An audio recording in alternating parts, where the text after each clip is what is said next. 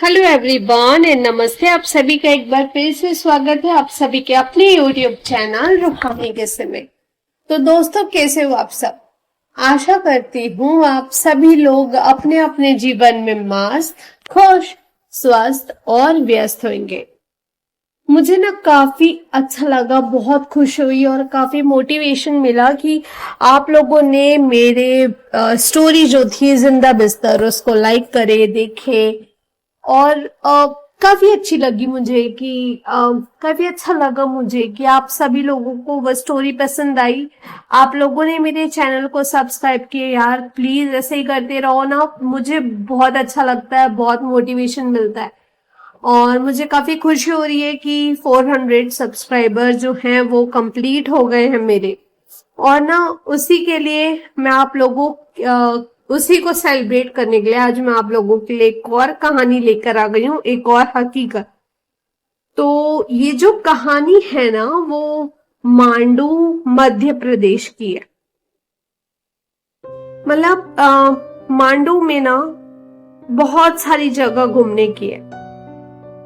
कभी ना कभी कोई ना कोई ऐसा प्लान करता होगा कि हम मांडू जाएंगे, हमें ये देखना है, वो जगह देखना है, ये पैलेस देखना है। तो वैसे ही एक कहानी है। और ये जो मांडू की मैं बात कर रही हूँ वो एक जगह है जिसका नाम है जहाँ पे जहाज महल। वो काफी ना अच्छा है, बहुत सुंदर, एकदम हिस्टोरिक जगह है जहाँ मुगल इरा के महल और पुरानी इमारतें आज भी वैसे ही खड़े हैं जैसे किसी ने वक्त को रोक दिया हो। और जो आज की कहानी है ना वो मुझे नेहा नाम की एक लड़की है, उसने अपनी फ्रेंड आस्था के बारे में ये कहानी बताई है। और कहानी बोलना इस स्टोरी को नाइंसाफी होगी, तो उसने मुझे अपनी हकीकत बताई है जो उसने खुद देखी है। और जैसे मैंने आपको बताई कि ये कहानी है एक जहाज महल के बारे में जो मांडू में है, एक वाटर पैलेस जो 2 तालाबों के बीच में बना हुआ है। नाम की तरह सच में एक जहाज जैसा दिखता है। लेकिन दोस्तों, लोग कहते हैं कि ये महल सिर्फ एक सिनिक स्पॉट नहीं, एक महफिल ए मौत का अड्डा है। तो चलिए मैं आपको बताती हूँ नेहा ने मुझे क्या बताया था। ये कहानी शुरू होती है आस्था से।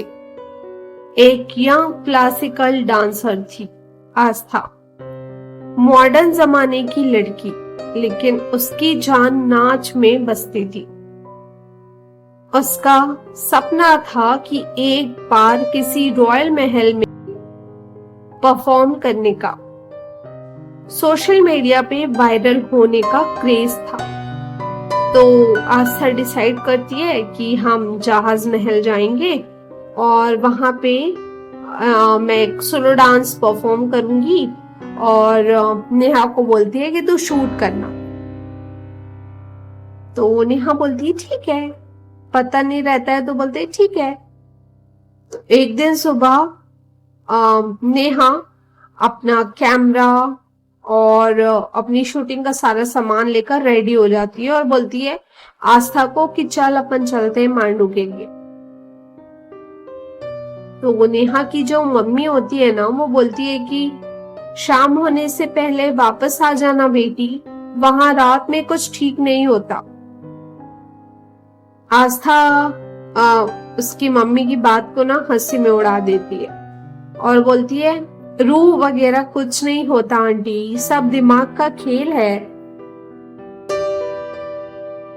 जैसे उन लोग जहाज महल पहुंचते हैं काफी एक्साइट हो जाते हैं कि यार कितना सुंदर व्यू है, कितना सुंदर दिख रहा है, कितनी सुंदर जगह है।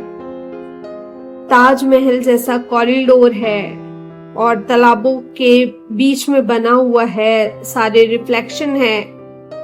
तो ना नेहा बोलती है हाँ यार बहन, सच में बहुत अच्छी जगह है।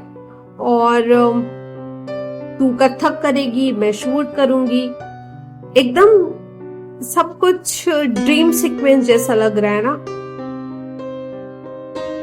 जब तक धूप रहती है ना, तब तक के वहां पे सब चीजें ठीक रहती है, पर जैसे ही सूरज ढलने लगता है, महल का चेहरा बदल जाता है। हवा तेज हो जाती है, कैमरा ऑटो फोकस में अजीब चेहरे कैप्चर करने लगता है। तो नेहा बोलती है आस्था को कि यार पैक करते हैं, कुछ तो अजीब लग रहा है इधर।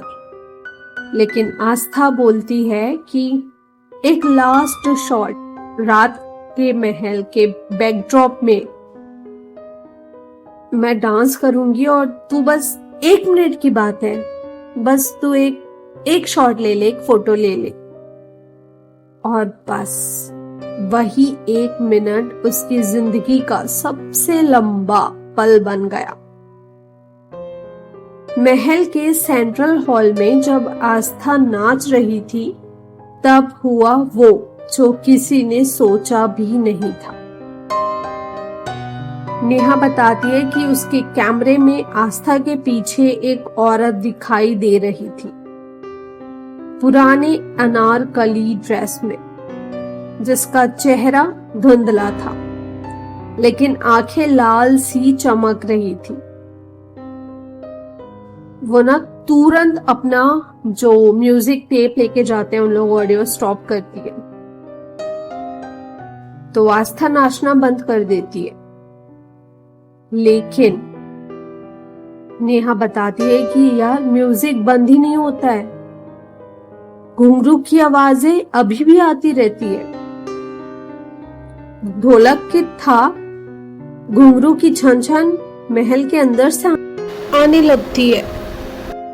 नेहा बोलती है कि मैंने ऑडियो स्टॉप कर दी थी ना, स्पीकर ऑन था, लेकिन आवाजें बंद ही नहीं हो रही थी। और तभी एक भूकंप जैसा हमें महसूस होता है और महल जो है ना वो हिलता है और एक झटका लगता है हमको।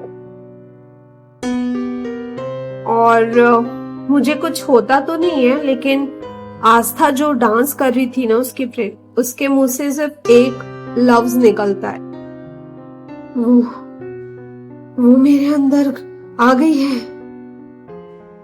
उसके बाद नेहा बोलती है आस्था को कि तुझे क्या हो गया आस्था। वो उसको शेक करती है, हिलाती है जोर जोर से, चल यहां से, चल चल।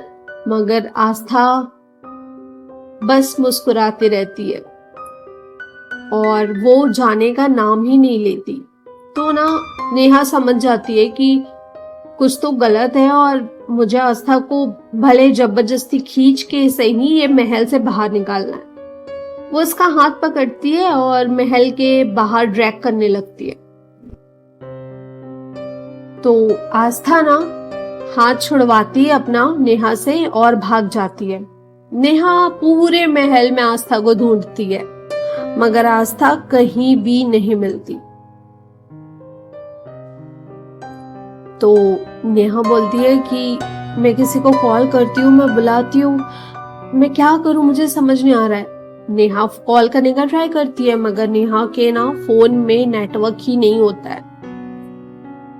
थक हार के बहुत रोते रोते वो अपने घर चली जाती है। अपने घर जाके अपनी मम्मी को सब बताती है कि मम्मी ऐसा ऐसा हुआ था और आस्था पता नहीं कहाँ गायब हो गई है, मैं उसको ढूंढी मगर वो मुझे नहीं मिली। वो आस्था के घर भी जाती है और आस्था के घर वालों को भी सब बता देती है कि आंटी ऐसा ऐसा चीजें हुआ था और मुझे आस्था नहीं मिल रही है। तो उसके घर वाले ना क्या करते हैं कि पुलिस स्टेशन जाते हैं और कंप्लेंट लिखाते हैं वहां पे। तो पुलिस ना एक सर्च पार्टी भेजती है अपनी आस्था को ढूंढने के लिए। सर्च पार्टी जाती है वहां पे और वो पूरा महल छान मारती है, आस्था कहाँ है, आस्था कहाँ है। लेकिन आस्था उन लोगों को बेहोश मिलती है एक पुरानी बावड़ी के पास,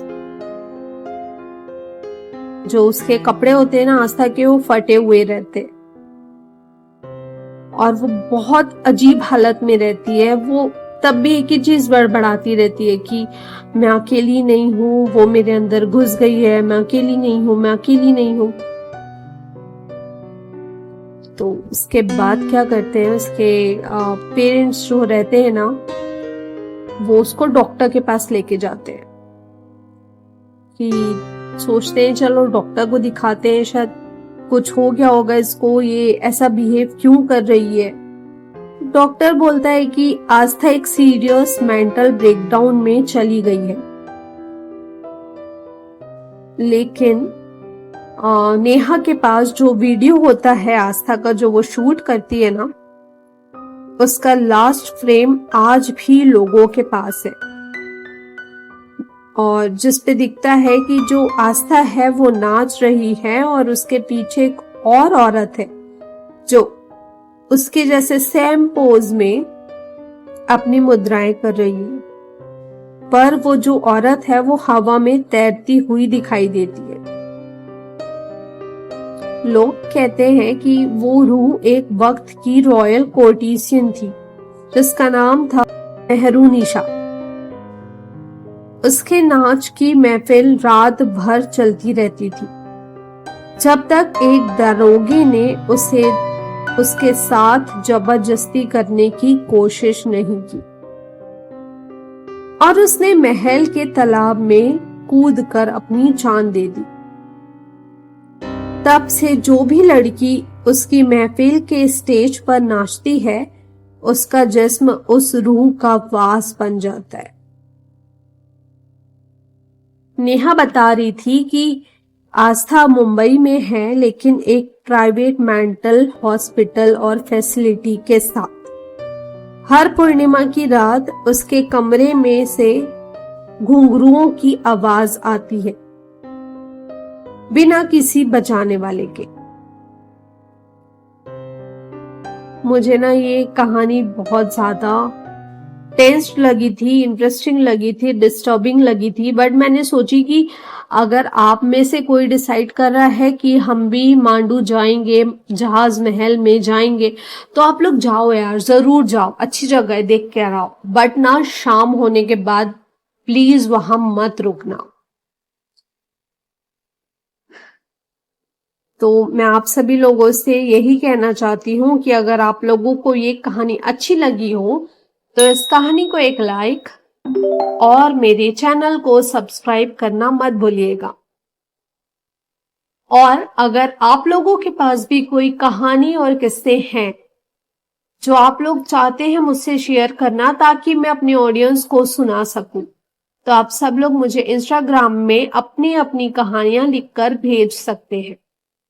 मेरे इंस्टाग्राम के पेज का लिंक मेरे यूट्यूब चैनल के डिस्क्रिप्शन में मेंशन है और मैंने कमेंट बॉक्स में पिन करके भी रखा हुआ है। और हाँ, आप लोग प्लीज मुझे कमेंट करो, मुझे बहुत अच्छा लगता है। और अगर आप में से किसी का कमेंट मुझे अच्छा लगेगा तो मैं उसको पिन भी जरूर करूंगी अपनी स्टोरी के नीचे। तो चलिए, आप सभी लोगों से कल फिर से मुलाकात होगी एक और कहानी के साथ, एक और किस्सा लेकर। तब तक के लिए bye bye, take care and thank you for watching.